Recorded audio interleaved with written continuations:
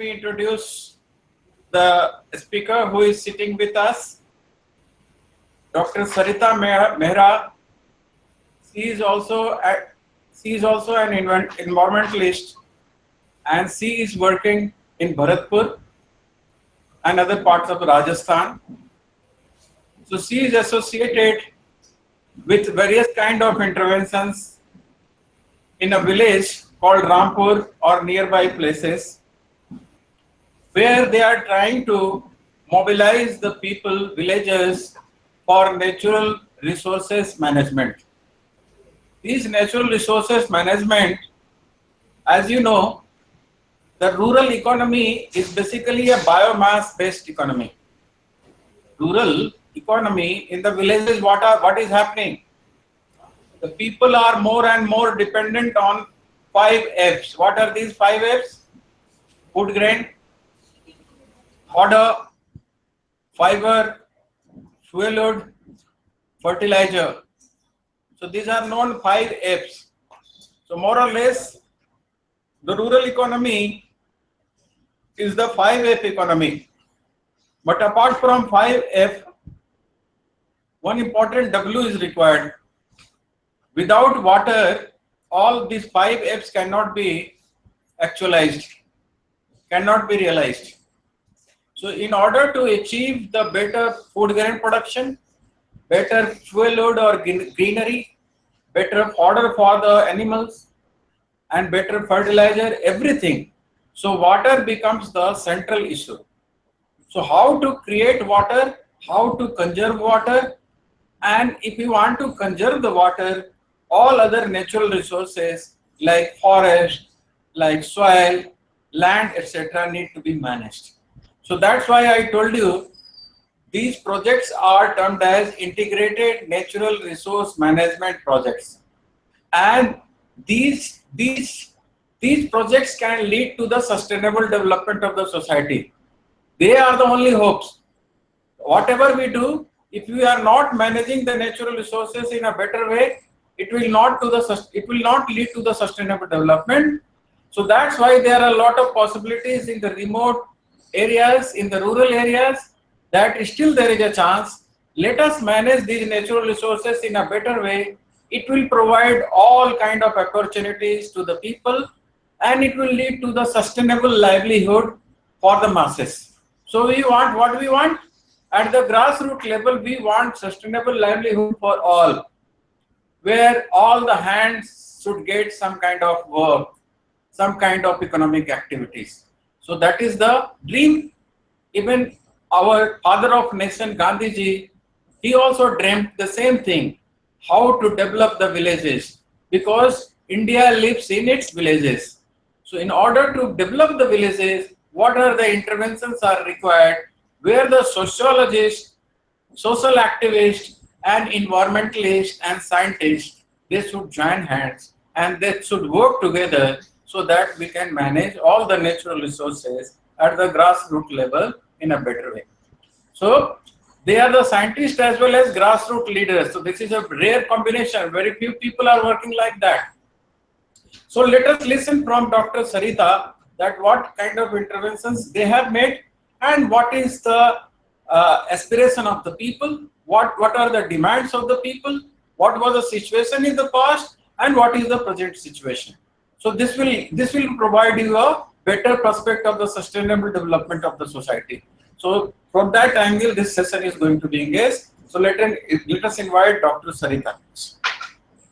Thank you very much, sir. आप सभी को नमस्कार मेरा। जैसा कि सर ने बताया कि हम लोगों को किस तरह से इंटीग्रेटेड अप्रोच में काम करना है। इनिशियली हम लोग भी as a wildlife scientist ही काम करते थे, तब हमें भी नहीं समझ में आता था कि वाइल्ड लाइफ अगर कंजर्व करनी है तो बिल्कुल फॉरेस्ट में जाके और दुनिया से अलग करके और उसको इस तरह से कंजर्व करना है। लेकिन धीरे धीरे धीरे जब हम लोग समझ में आने लगे तो ये पता चला कि जब आप नेचर को पढ़ते हैं तो हमारी जो टॉप स्पीसीज है वो है ह्यूमन, यानी कि आदमी और हम लोग।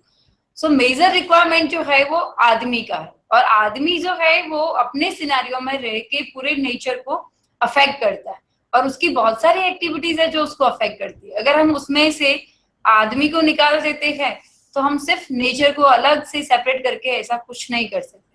तो हम लोगों ने एक इंटीग्रेटेड अप्रोच लिया। इंटीग्रेटेड अप्रोच ये था कि हमें अगर नेचर को कंजर्व करना है तो कहीं ना कहीं उस आदमी को उससे जोड़ना रहेगा। और आदमी की सबसे बड़ी जरूरत हमारी जो है वो है हमारा लाइवलीहुड, जिसमें हमारा लाइवलीहुड एक गांव के व्यक्ति के लेवल तक का है, जिसको दिन का रोजी रोटी चाहिए, रोटी कपड़ा और मकान, और एक शहरी आदमी के लेवल का है जहां हम बहुत सारी एनर्जी को कंज्यूम करते हैं। तो इतनी डाइवर्सिटी के अंदर हमारा लाइवलीहुड बिखरा हुआ है।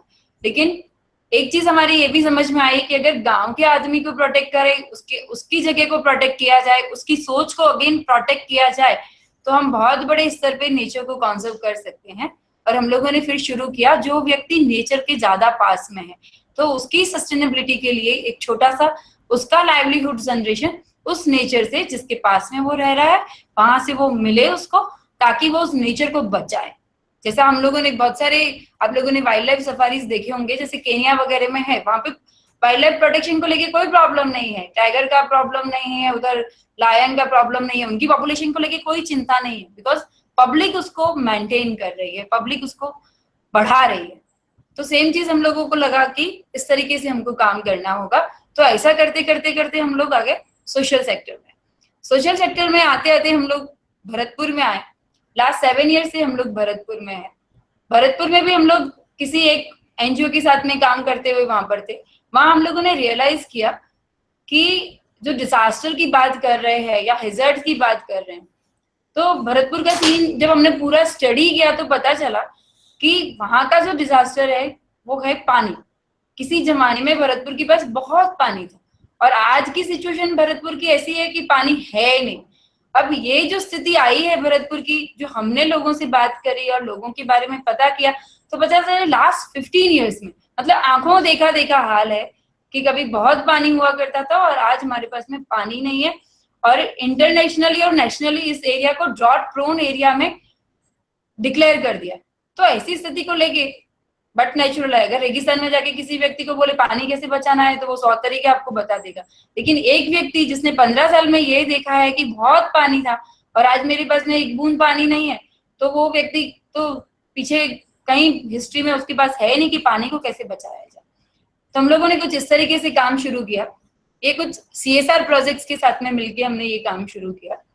और इसका आज हमने जो टॉपिक दिया है वो ये है कि disaster risk reduction through adaptation and mitigation at community level, कि किस तरह से ये 15 इयर्स की आंखों देखी जो हमारी डिजास्टर हमारे सामने क्रिएट हुई है उसको कम्युनिटी किस तरीके से देखती है और किस तरह से लाइक अस पीपल, जो लोग थोड़ा बहुत साइंटिफिक जानते हैं, हम लोग खुद को साइंटिस्ट नहीं बोल सकते क्योंकि हमसे बड़े साइंटिस्ट जो है वो ग्रास रूट लेवल पर है, तो उन सब के मिलके एक कम्युनिटी जो पढ़ी लिखी है, एक कम्युनिटी जिसके पास में पैसा है और एक कम्युनिटी जो इन सब चीजों से खुद सफरर है, उस सब चीजों को देखा है और उसका एक ग्राउंड लेवल का नॉलेज रखती है। ये तीनों कम्युनिटी मिलके किस तरह से काम कर सकती है उसके बारे में हम लोग थोड़ा सा आज देखेंगे।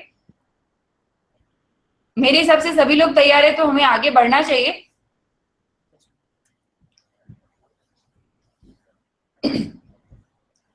प्रकृति पुरुष का कॉन्सेप्ट या अरण्य संस्कृति का कॉन्सेप्ट, तो अगर हिंदू संस्कृति को देखें तो आप बहुत सारी चीजें हैं और ये जो कोटेशन है वो अब्दुल कलाम जी का है कि हम हमारे आध्यात्म को, हमारी नॉलेज को अगर उस तरीके से लेके जाएं तो एक अलग ही तरह का अद्भुत इंसान हमारे में है। और उसको अगर हम डेवलपमेंट के साथ में काम करें, उस आध्यात्म, उस ज्ञान को लेकर हम डेवलपमेंट के साथ में काम करें, तो उस तरीके से जो हमारे कम्युनिटी का जो डेवलपमेंट होगा वो एक समृद्ध लेवल पर होगा और इस तरह से हम अपने राष्ट्र को एक बहुत अच्छे तरीके से डेवलप कर सकते हैं। ये एक कोटेशन है जो अब्दुल कलाम का है और यही चीज हम लोगों ने भी सीखी है कि हम अपनी संस्कृति में बहुत सारी चीजें हैं, बहुत बड़ा विज्ञान उधर है, उस विज्ञान को हम किस तरह से लेकर आए और किस तरह से उसको आगे की तरफ डेवलपमेंट के साथ में उसको जोड़ के लेके चले। सो पहले हमारा जो कॉन्सेप्ट था दैट वाज इकोसेंट्रिक, कि हम लोग बहुत कुछ ज्यादा इकोलॉजी और नेचर के ऊपर फोकस थे और फिर धीरे धीरे धीरे हमको समझ में आया कि हमारे इकोसिस्टम की जो टॉप स्पीसीज है वो ह्यूमंस है और ह्यूमंस को हम कैसे इसमें लेकर आए, तो हमको बात करनी होगी आदमी को बचाने के लिए। तभी हम जंगल को बचा सकते हैं, हम पेड़ को बचा सकते हैं, हम हवा को बचा सकते हैं, हम पानी को बचा सकते हैं। तो पूरा का पूरा कॉन्सेप्ट जो है वो चेंज हो गया, रिवर्स हो गया, हम इको सेंट्रिक से ह्यूमन सेंट्रिक हो गए। और हमारी सारी अप्रोचेस, अगर हमको किसी पेड़ को बचाना है तो उसको हम आदमी से कोरिलेट करें, ये पेड़ आदमी के किस काम का है। अगर आज हम नीम को लें तो नीम को बहुत अच्छे से हम लोग कोरिलेट कर सकते हैं। अगर हम किसी को जाके बोले नीम उगाइए तो वो आराम से उगाएगा, क्योंकि वो जानता है कि नीम से मुझे कितने फायदे। तो इसलिए हम लोगों ने पूरा का पूरा जो नेचर कंजर्वेशन का कॉन्सेप्ट था वो इको सेंट्रिक से ह्यूमन सेंट्रिक कर दिया।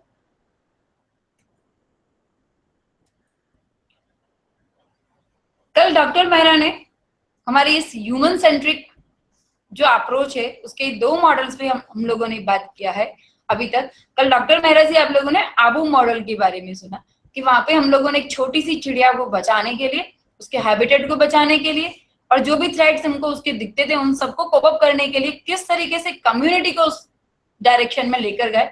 और इसी तरीके से अभी एक हम भरतपुर के एक गांव का मॉडल देखेंगे। ये सेवर ब्लॉक का एक गांव है जो केवलादेव नेशनल पार्क की बाउंड्री से 500 मीटर की दूरी पर है। और अजान डैम का जो हमारा मेन केवलादेव नेशनल पार्क का जो लाइफ है वो है अजान बंद। तो ये अजान बंद के बिल्कुल पास वाला एक गांव है चकराम नगर। इस गांव में पूरा का पूरा 100% जो पॉपुलेशन है वो बंजारा हमारे यहाँ पे जिप्सीज या हम लोग जिस भी नाम से जानते हैं बहुत फेमस रहे हैं। और राजस्थान में स्पेशली जो बंजारा रहे हैं उन्होंने वाटर कंजर्वेशन के ऊपर काम किया।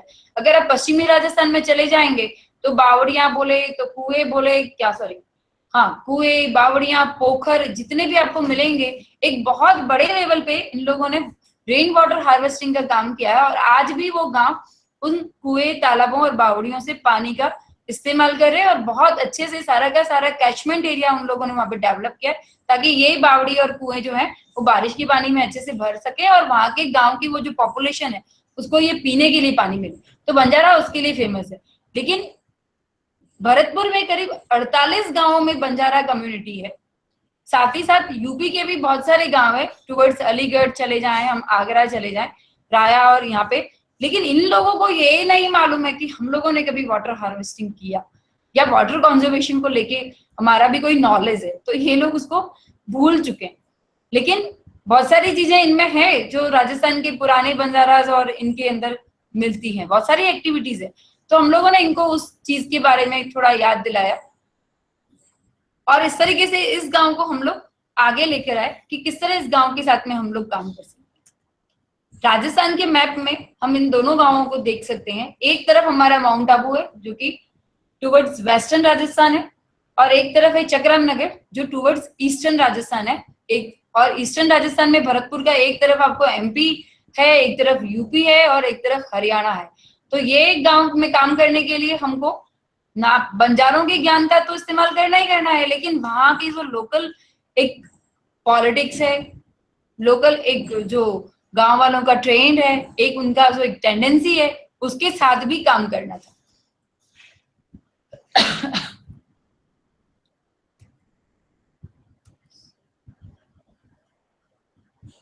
जैसा कि हम लोगों ने बताया कि हम लोग एक सिम्बायोटिक रिलेशन किस तरह से इंटीग्रेटेड अप्रोच में हमको एक सिम्बायोटिक रिलेशन को लेके जाना है। तो आज जैसे अभी राय साहब ने बताया कि हमको कोई भी काम अगर सस्टेन करने के लिए करना है तो वो एक इंटीग्रेटेड अप्रोच में होना चाहिए। तो यहाँ हम लोगों ने उस पुराने सिम्बायोटिक रिलेशन को जो हमारी संस्कृति में आज भी मिलता है, और हम लोग बहुत सारे हमारे त्योहार है जो उसी तरीके से मनाते हैं, भले हम उसकी डीप जो उसकी डेप्थ है वो नहीं जानते हैं, लेकिन हमारा त्योहार आज भी वहीं पर है। तो हम उसको अगेन रिवाइव करते हुए एक सिम्बायोटिक रिलेशन के साथ में इस काम को हमने शुरू किया और उसका नाम दिया nature based community own sustainable tourism. प्रकृति आधारित हो, कम्युनिटी उसका अधिकृत अपने अधिकार में रखती हो, सस्टेनेबल हो, सतत चलता रहे, और वो टूरिज्म बेस्ड, ताकि कम्युनिटी कुछ भी ऐसा काम करे जिसको वो दुनिया को दिखाए और इस तरीके से उसका जो लाइवलीहुड है, उसका जो डेली उसको इनकम जनरेशन का एक साधन है, उस तरीके से हम लोग इसको लेकर आए। भरतपुर की कुछ हिस्ट्री में देखें तो भरतपुर एक ऐसा जिला है जिसके पास कभी खूब पानी रहा।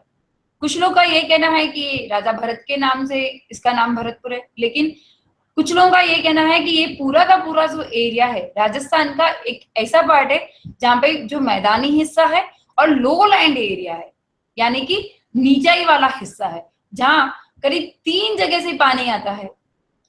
3 तो हमारे को नदियां मिल रही है भरतपुर में, और यमुना का जो फ्लड प्रोन, यानी यमुना में अगर बाढ़ आ जाए तो वो भी भरतपुर के पास में आएगी, यानी वो पानी भी हमको मिलेगा। तो एक जमाना था जब भरतपुर के पास में इतना सारा पानी था।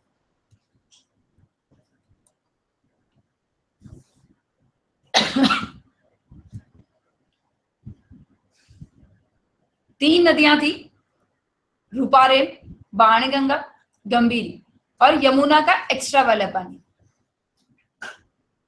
और आज की स्थिति है कि ये तीनों की तीनों नदियों का पानी हमको नहीं मिल रहा है। रिवर रूपारेल जो है वो हमको अलवर से मिल रही थी।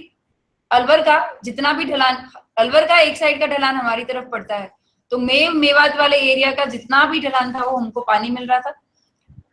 वहां पे कुछ सोशल इंटरवेंशंस हुए, लोगों ने उस पानी को समझा कि ये हमारा पानी है और हमको इसको जोहड़ के रूप में कंजर्व करना चाहिए। तो उन लोगों ने उधर जोहड़ बनाए और धीरे धीरे धीरे धीरे वो पानी डाउन स्ट्रीम में, क्योंकि हर नदी का एक डाउन स्ट्रीम होता है, कहीं से शुरू होती है और कहीं पे खत्म होती है। तो जिस तरह से उन लोगों ने जोड़ बनाए और वो एक सोशल इंटरवेंशन चला, तो वो पानी हमारे पास आना बंद हो गया, यानी भरतपुर की डाउन स्ट्रीम में वो पानी आना बंद हो गया। सेम चीज बाणगंगा, तो बाणगंगा जो है वो हमारे पास जयपुर से आती थी, वहां पे हमारे पास जाम्बा रामगढ़ करके एक बहुत बड़ा डैम बन गया, आज वो पानी हमारे पास में नहीं आ रहा। ऐसा ही रिवर गंभीरी, गंभीरी नाम बताता है कि जब ये आती थी तो ये गंभीर रूप धारण करती थी, इतना पानी होता था। और उसके लिए जो हमारे राजा थे सूरजमल जी, उन्होंने इसको पूरा चैनलाइज करके एक पूरा ड्रेनेज सिस्टम बनाया था। और आज ये भरतपुर के नाम से चाइना का फ्लड कंट्रोल करने के लिए चाइना में भरतपुर के नाम से एक ड्रेनेज सिस्टम बना हुआ है। लेकिन आज हमारे पास गंभीरी का पानी नहीं है, क्योंकि वहां पे भी एक डैम बन गया है और एक बहुत बड़ा पॉलिटिक्स जो है ये तीनों नदियों के ऊपर चल रहा है।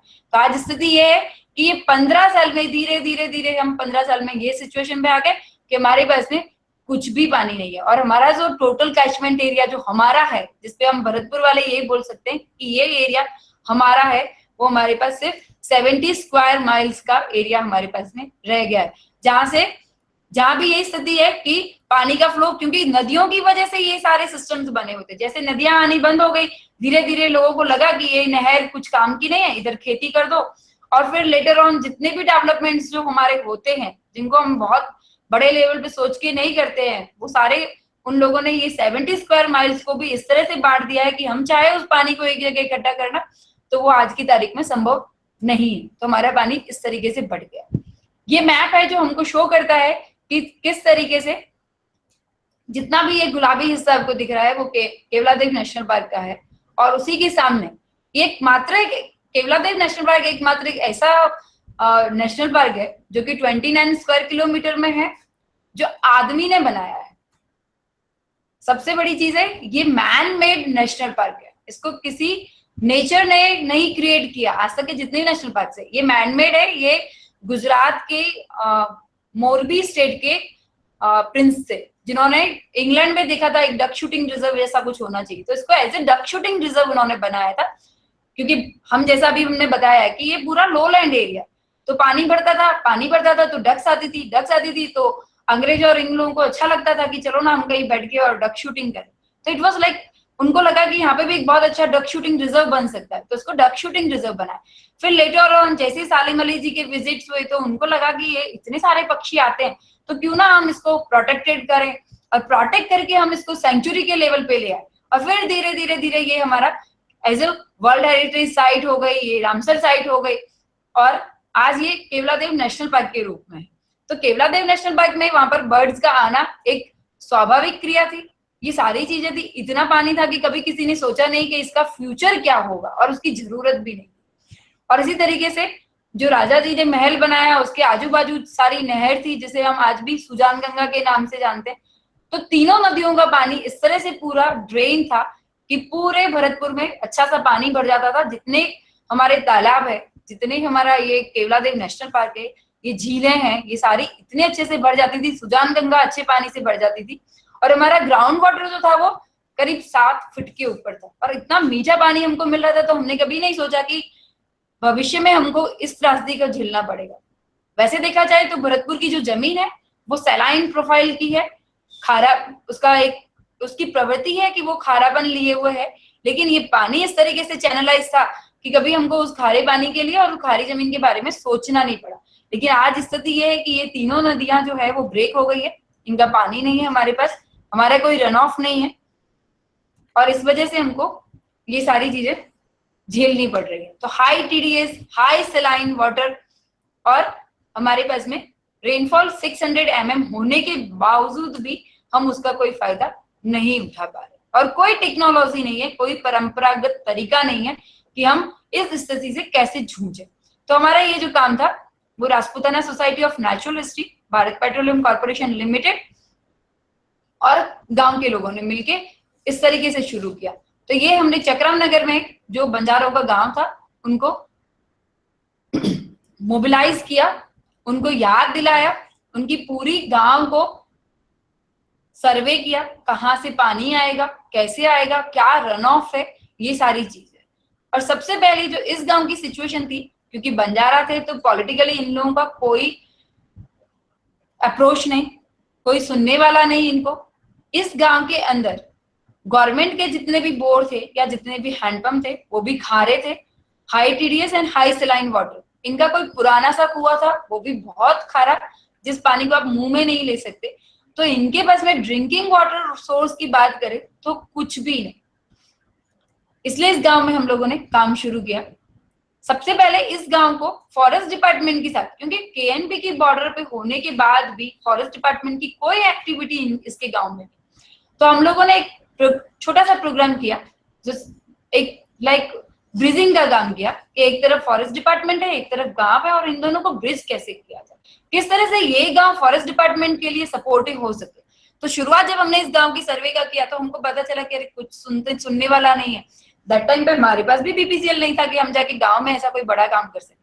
तो फिर राजपूताना सोसाइटी ने सोचा कि चलो ना हम कुछ इस तरह का काम करें। तो ये ब्रिजिंग वाला काम था, जहाँ पे सारे ऑफिशियल्स आए और उन लोगों ने इनकी समस्याएं सुनी, इनकम जनरेशन को लेके इनकी बातें सुनी। तो इस तरीके से एक ब्रिजिंग वाला काम, एक पब्लिक के साथ में एक रेपो मेंटेन करने का काम शुरू किया, एक पब्लिक मोबिलाइजेशन का काम शुरू किया। और इस तरीके से धीरे धीरे धीरे जहां 15-20 लोग इस प्रोग्राम में आ रहे थे, पूरे गांव को औरतें, बच्चे एंड आदमी लोग, उन सबका एक कम्युनिटी लेवल पे उनकी मीटिंग्स चालू किया कि पूरा गांव को बात समझाई जाए कि एक्चुअल प्रॉब्लम क्या है हमारा और किस तरह से हम लोग काम कर सकते हैं, गांव क्या सोचता है, हम क्या देखते हैं और क्या देखता है, हिस्ट्री क्या बताती है। इन सारी चीजों को टेबल पे लेके आए और उसको आगे लेके जाए। ये सारे, क्योंकि आपके ऊपर भरोसा इतना आसानी से कोई गांव करेगा नहीं जब तक आप उसकी एक ईच एंड एवरी एक्टिविटी में आप शामिल नहीं होंगे। तो इस तरीके से हमारी पूरी टीम, जो हमारे कंसल्टेंट्स हैं, जो लोग इस पानी के लिए अपना ज्ञान रखते हैं, वो अपना ज्ञान शेयर करें। तो ये सारी जो उनकी कम्युनिटी की जो सेरेमनीज होती हैं उनमें उनके साथ में पूरा अच्छे से उनके साथ में बना। और लास्ट में जब समझ में आया कि हम क्या काम करेंगे, तो कम्युनिटी से कुछ लिखवा के लेना बहुत जरूरी होता है। क्योंकि कम्युनिटी ऐसा है कि 4 आदमी, धीरे धीरे धीरे बड़ा सा कम्युनिटी में 4 आदमी रह जाते हैं जो डिसाइड करते हैं कि किसको हमको अपने गांव में लेके आना है और किसके साथ हमको आगे जाना है, किसकी बात सुननी है और किसकी बात नहीं सुननी है। तो शुरुआत में ही जब इतना सारा मोबिलाइजेशन हो गया, देन दे आर रेडी कि हाँ यस, हमको इसी तरीके से काम करना है, हम ये सारी चीजें संभाल के रखने वाले हैं। तो ये जो उन्होंने बातें बोली है उसको पेपर पे लेके आते हैं। एक तरफ सोसाइटी है, यानी कि साइंटिस्ट लोग हैं या हम लोग हैं, और दूसरी तरफ वो कम्युनिटी है जिसको ये फायदा देने वाला है ये सारा काम। तो ये सारी बैठ के पेपर फॉर्मेलिटीज भी कंप्लीट करनी होती है। किससे एनओसी लिया जाएगा, किसके एरिया में काम किया जा रहा है, अगर वो सरपंच के एरिया में आ रहा है तो सरपंच से भी लिखा के लिया जा रहा है कि भाई हम लोग कम्युनिटी मिलके ये लोगों को इन्वाइट करके ये काम कराना चाहती है। तो ये सारी चीजें पेपर पे भी आनी जरूरी होती है जो कम्युनिटी के साथ में, और ईच एंड एवरी स्टेप उनको पूरा ढंग से समझाया जाता है कि ऐसा ऐसा होगा, ऐसे ऐसे आगे जाएंगे, इतने टाइम में करेंगे और इतना ही टाइम हम लोग लेने वाले हैं। इस तरीके से उनके साथ में ये पूरा चलता है।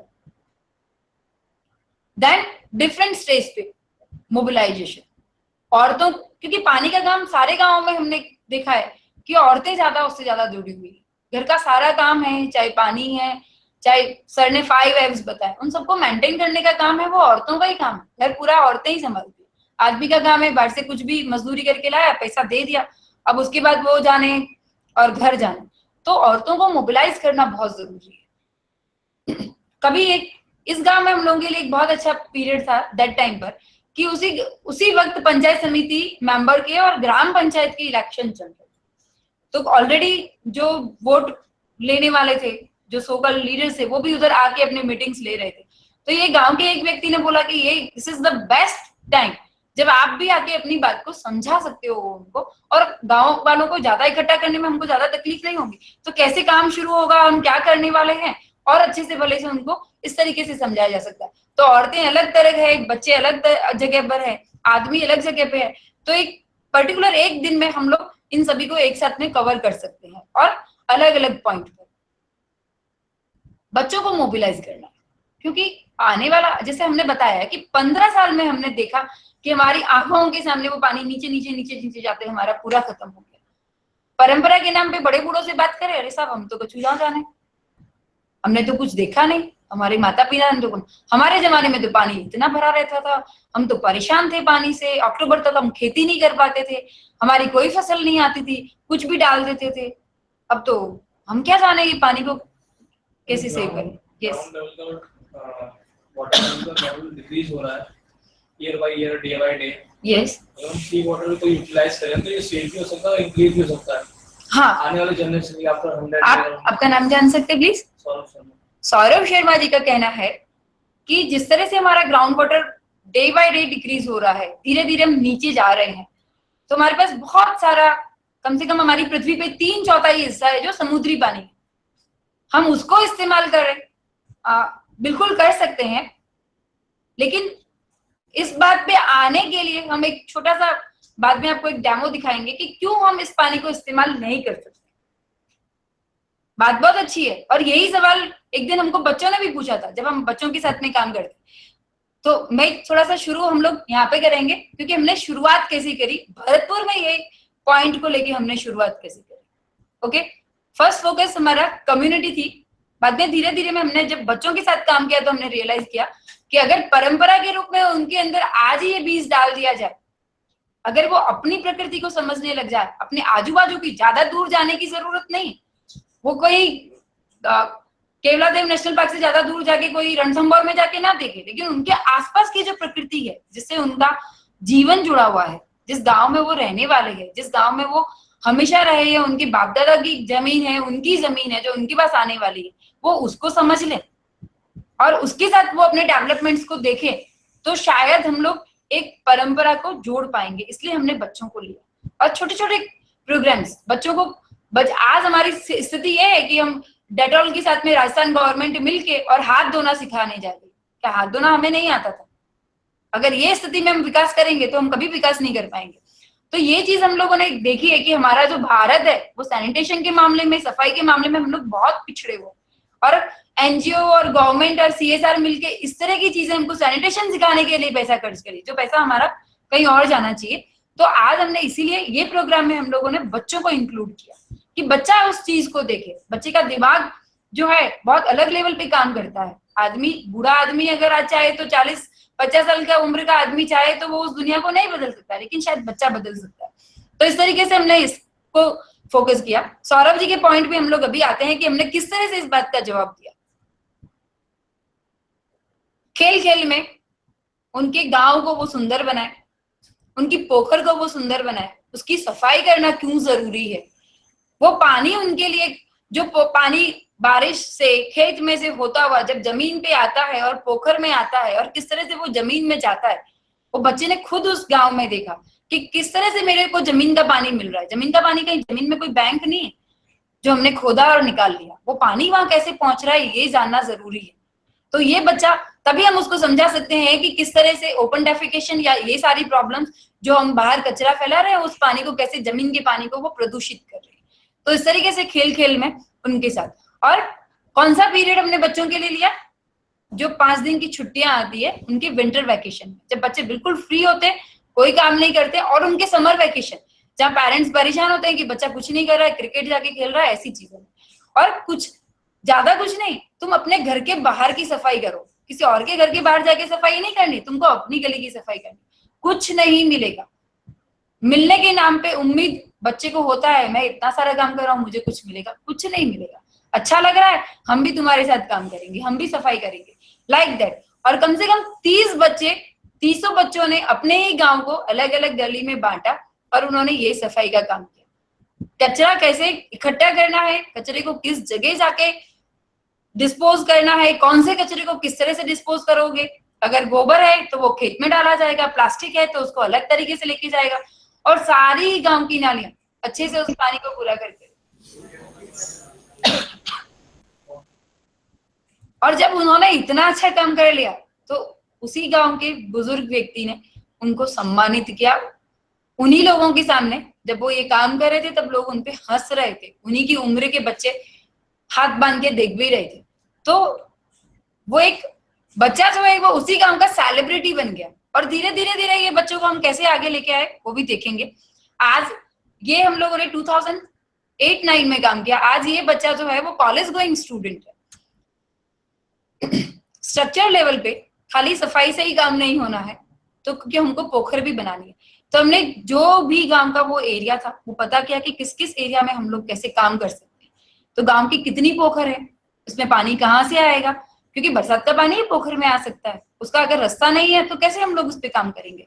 तो सारी पोखरों को प्रॉपर तरीके से देखा, कितना एरिया है, किस तरह से वो होंगी डिजाइन, किस तरह से उसमें कुआं कहाँ बनाया जाएगा, कहाँ ग्राउंड वाटर प्रॉपर उसका फ्लो है, जियो अपर फ्लो है जो हमको दिखता है रन ऑफ, नीचे जो हमारा जियोग्राफिकल जो पानी है, नीचे का पानी है, जो अंडरग्राउंड पानी है, वो भी एक फ्लो में रहता है, वो किधर जाके मिल रहा है, ये सारी चीजें करी।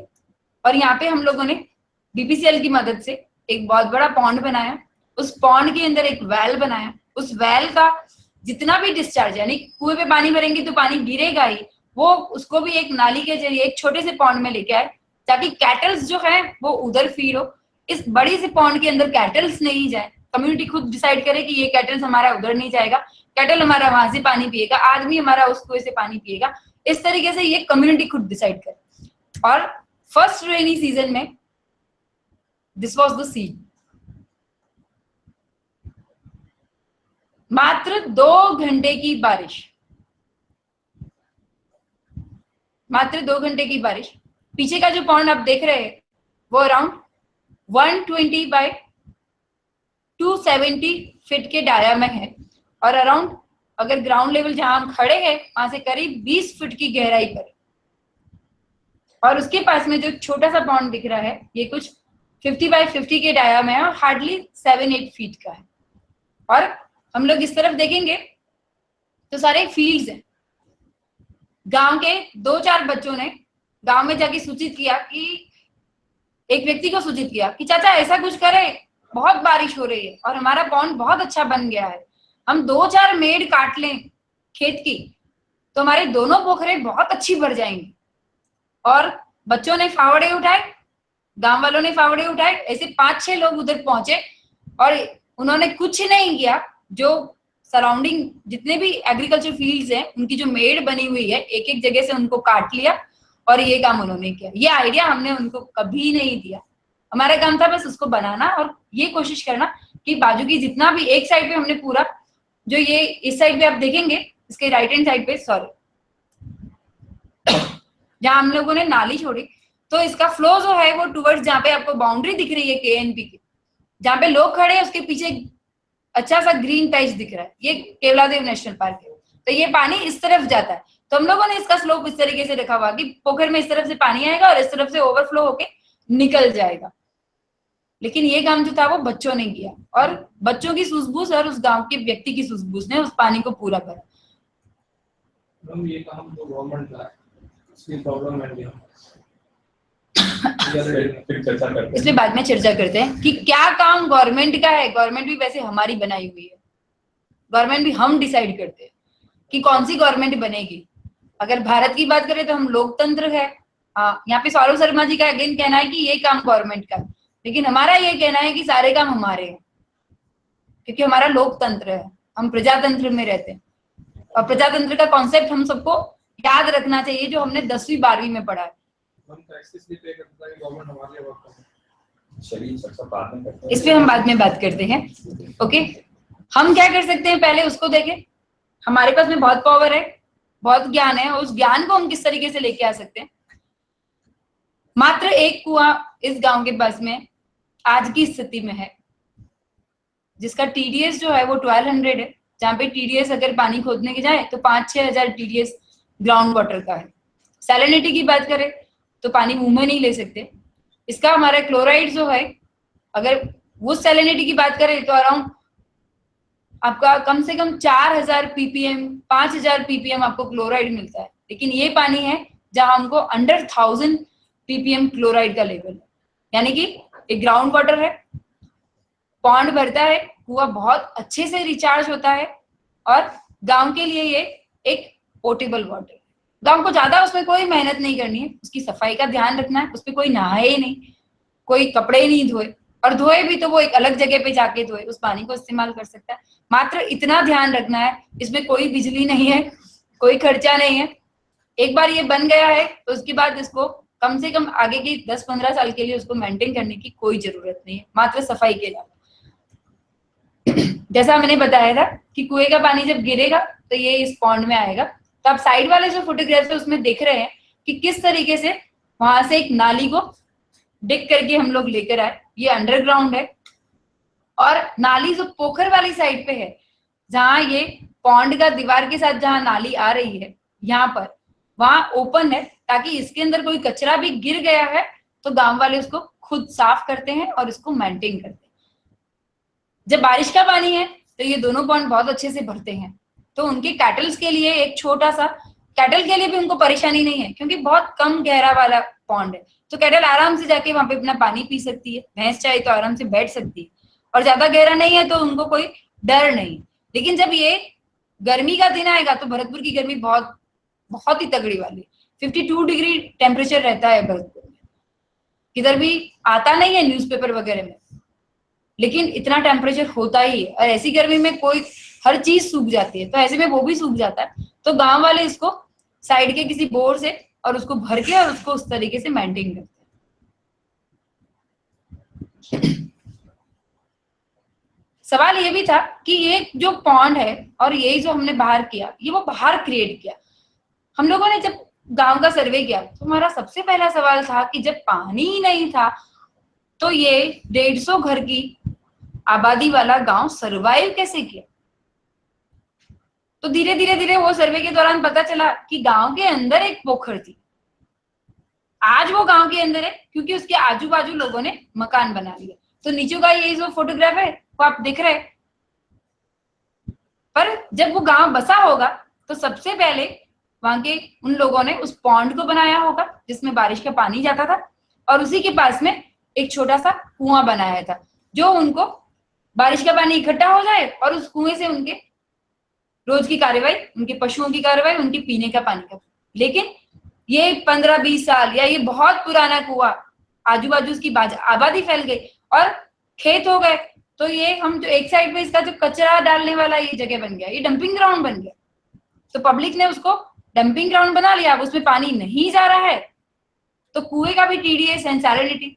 ये भरतपुर की स्थिति है। भरतपुर में अगर अच्छा पानी चाहिए, ग्राउंड वाटर अच्छा चाहिए, तो हमको हर साल बरसात का पानी ग्राउंड वाटर में भरना पड़ेगा। किसी भी गवर्नमेंट रिपोर्ट को उठा के देख लीजिए, चाहे वो सिंचाई विभाग की हो, चाहे वो वाटर रिसोर्स डिपार्टमेंट की हो, उसमें ये क्लियर लिखा गया है कि हमारी ये जमीन पे पानी आए, पानी भरा रहे और डाइल्यूट होता रहे, तभी हमको अपर वाटर जो है वो मीठा पानी हमको पीने के लिए मिले। अगर ये बहुत सालों से हमने ये प्रैक्टिस बंद कर दिया और हम ग्राउंड वाटर को खींचे जा रहे, तो जो खारा पानी है वो कंसंट्रेट हो जाएगा और एक दिन हमको वो बहुत ज्यादा हाई टीडीएस और हाई सलाइन में मिलने वाला है।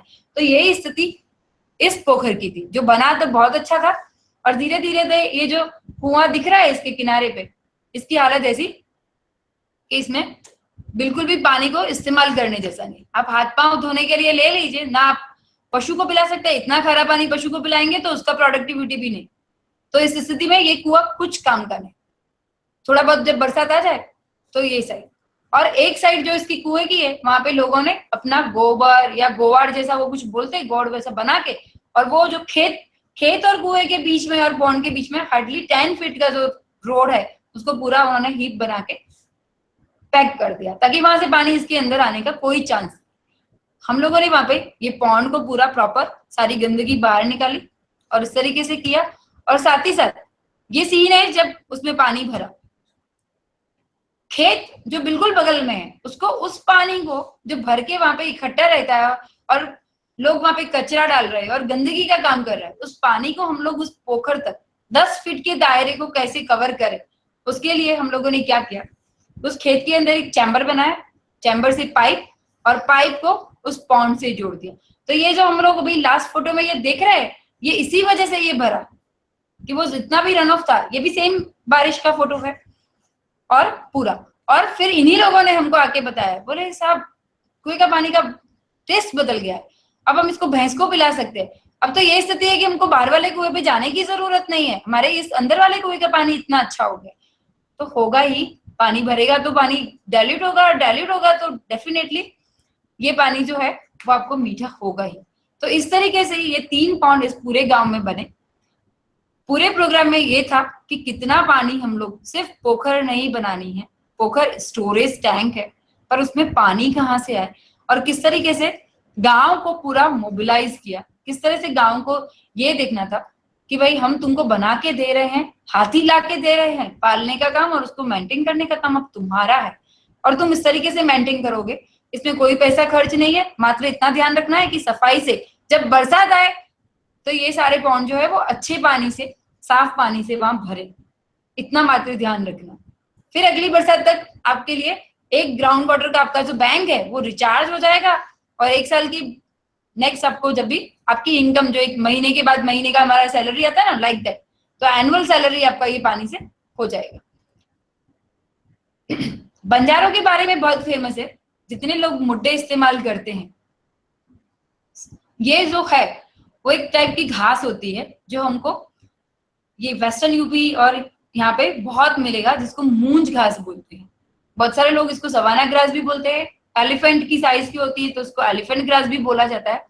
तो ये भरतपुर में भी खूब है और ये क्योंकि यूपी और एमपी का बेल्ट है तो वहां पे खूब है। तो ये जितने ही बंजारा जो हैं वो इस घास को एनुअली इसको निकालते हैं, इसका एक पार्ट निकालते हैं जिससे मुड्डे बनते हैं और औरतें उस मुड्डे वाले जो डंडी होती है उसमें से कुछ छिलका करके उतारती है, जिसको ये बरुआ बोलती है, उसे अपने घर के काम में इस्तेमाल लेने के लिए बड़ी सुंदर सुंदर टोकरी बनाती है, शादी में और किसी को गिफ्ट करने के लिए, जो इनका ट्रेडिशन है।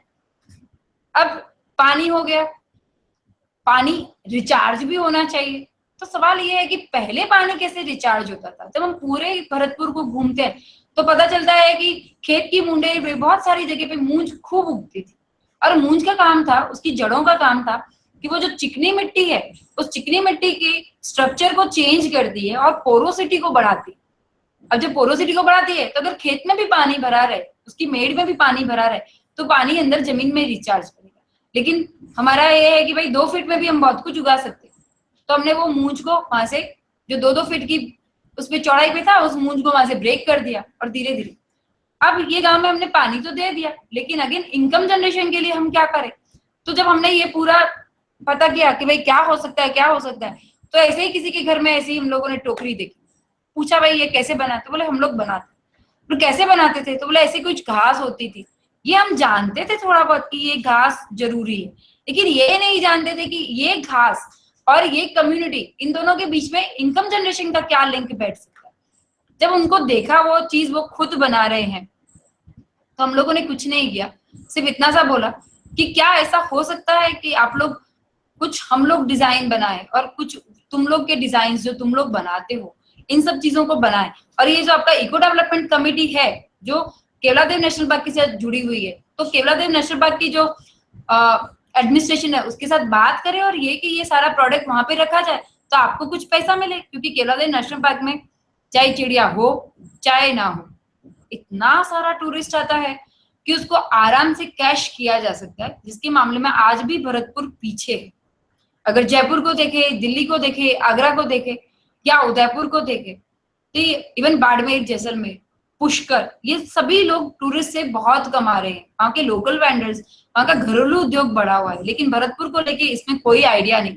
और इतना टूरिस्ट हमारे पास में बिल्कुल पड़ोस में हमारे केवलादेव नेशनल पार्क में आ रहा है, सब जानते हैं। सिर्फ रिक्शा पुलर और बर्ड गाइड्स जो वहाँ पे केवलादेव नेशनल पार्क में काम करते हैं, उनके अलावा किसी के पास टूरिस्ट से रिलेटेड कोई इनकम जनरेशन नहीं है।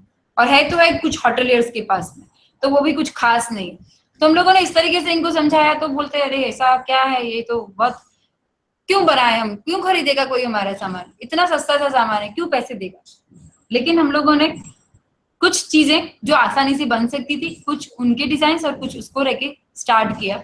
और फर्स्ट हम लोगों ने एडमिनिस्ट्रेशन के साथ बात करी, उन्होंने वहां रखा। और जैसे ही इनको लगा कि अरे 10 रुपए की चीज की भी हम इसकी वैल्यू नहीं समझते हैं, उसको कोई 1000 भी देने को तैयार है, उसको कोई 500 भी देने को तैयार, डिपेंड्स वो कितना सुंदर है, किसको कैसे समझ में आता है। तब इन लोगों ने इस काम को शुरू किया। तो स्टार्टिंग हम लोगों ने इसको ईडीसी से इनका किया। और ईडीसी में इनका एक सबसे अच्छा चीज ये होता है कि अगर ईडीसी में ये लोग अपनी हेल्प करें, तो केवलादेव नेशनल पार्क के पास में भी कुछ पैसा है जो विलेज डेवलपमेंट के लिए इनके पास में आता है। और साथ ही साथ जब केवलादेव नेशनल पार्क में किसी लेबर की जरूरत है, तो ये इस तरीके से इनको डेली बेसिस पे भी बुलाते हैं। तो ये एक अच्छा लिंक उनका बैठ गया। आज ये स्थिति है कि इस गांव में एक एसएचजी है, करीब 7-8 औरतें हैं, जो अभी नवरात्रि आएगा, इस घास का सबसे बड़ा खासियत यह है कि ये मटेरियल आपको नवरात्रि के पहले पहले कलेक्ट कर लेना है। आफ्टर नवरात्रि अगर आप इस मटेरियल के लिए गए तो मटेरियल मिलने वाला नहीं, क्योंकि घास का वो प्रॉपर जो मैच्योरिटी है उसमें वो फ्लावर बनता है, और फ्लावर बन के जैसे बाहर आ गया तो आप उसको कुछ नहीं कर सकते। तो ये बिफोर फ्लावर जब कच्ची है घास, तभी आप उसको कलेक्ट करना है। तो आज की स्थिति है, इस गांव की 2-4 लड़कियां हैं जो आरएसएनएच के साथ में काम करती है, यानी Rajputana society of natural history के साथ में काम करती है, और उनका इनकम जनरेशन उधर से हो रहा है। और वही लड़कियां जाके अपने गांव में लेडीज को बोलती है भाई अब जाके देख लो। और ये औरतें अब अपने जो खेत की मुंडेर है उसके ऊपर ये घास को कल्टीवेट कर रही है। मतलब आरएसएनएच या हमारा मोटो था उस घास को लेके आए, उस इकोसिस्टम को लेके आए। Now the community is doing that thing. क्यों? क्योंकि बरुआ चाहिए, बरुआ दूर से लाएंगे तो पैसा देना पड़ेगा, महंगा पड़ेगा, तो बेटर है हम उसको अपनी मुंडेर पे उगाएं। और हम करीब एक घास में से आराम से 5-6 किलो बरुआ निकाल देते। ये 5-6 किलो बरुआ से कम हमारे 50 से 60 पीस बन जाते।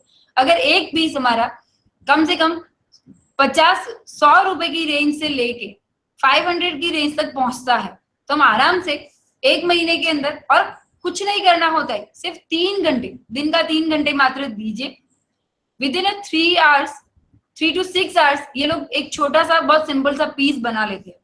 और अगर ये पीस 100 रुपए का जा रहा है, या 200 रुपए का जा रहा है, या 300 रुपए का जा रहा है, डिपेंड्स ऑन द जो खरीदने वाला है, तो उसको 3 घंटे की जो टीवी देखती है या किसी से बात करती है या किसी की पंचायत करती है, वो औरत आराम से वो 3 घंटे यूटिलाइज करे। ये फुल टाइम नहीं बना है अभी तक ये 3 घंटों में ही काम कर रही है।